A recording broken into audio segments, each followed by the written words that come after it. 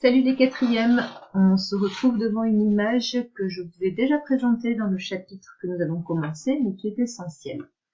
Alors, sur cette image, que voyons-nous?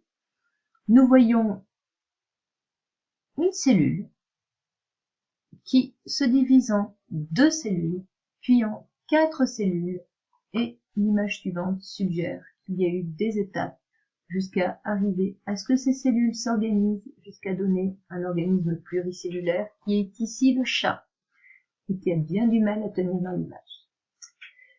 En parallèle, nous avons également une cellule qui a été capable de se diviser en 2 cellules, puis en 4 cellules, et ces 4 cellules se sont multipliées jusqu'à donner un autre organisme pluricellulaire qui est un charmant bébé.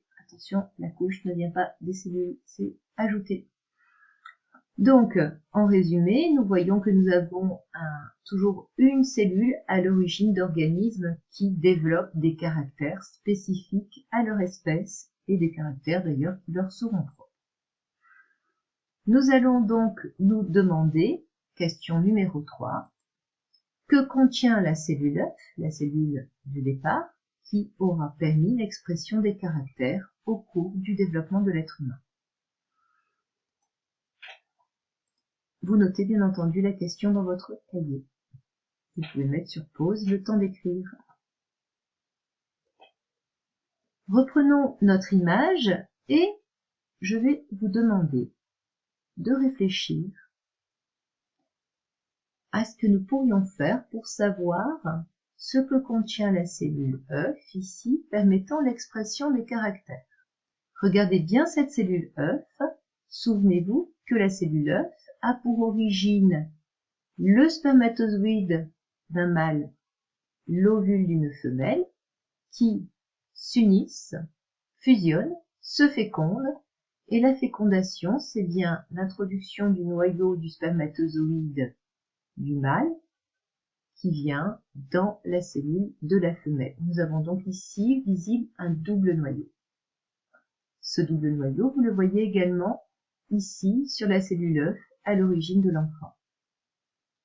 Quelle expérience pourrions-nous faire pour être sûr que le noyau, parce qu'on peut partir de cette hypothèse, contient les caractères à l'origine des organismes?